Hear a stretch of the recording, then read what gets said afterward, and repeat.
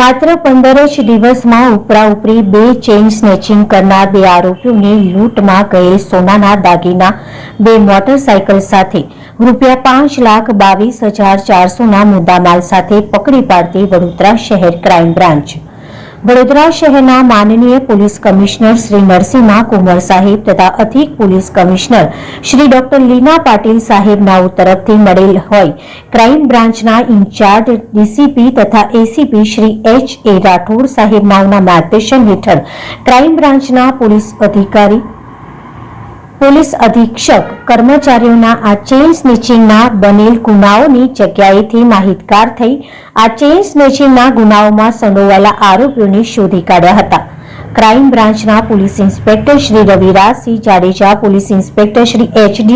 તુવરનાઓની દોરવણી હેઠળ ક્રાઇમ બ્રાન્ચના police sub inspector P.M. ઢાકડા તથા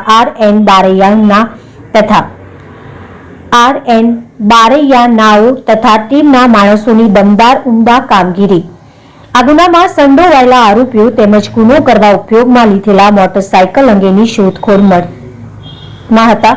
દરમિયાન ક્રાઇમ બ્રાન્ચની ટીમ મેળવેલ ચોક્કસ માહિતીના આધારે પાણીગેટ હનુમંતેશ્વર મહાદેવ મંદિરના ગ્રાઉન્ડ પાસેથી ગુનામાં ઉપયોગ થયેલ બંને મોટરસાયકલ સાથે ઈસમો નામે આરોપી હરમુખ ઉર્ફે રાધે પ્રવીણભાઈ કહાર ઉંમર વર્ષ 26, આરોપી સલીમ માસૂમ અલી શાહ દિવાન ઉંમર વર્ષ 18 રહેઠાણ વડોદરા મૂળ નંદુબાર મહારાષ્ટ્રને શોધી વડોદરા ક્રાઇમ બ્રાન્ચે બંને આરોપીઓને જેલના હવાલે કર્યા હતા।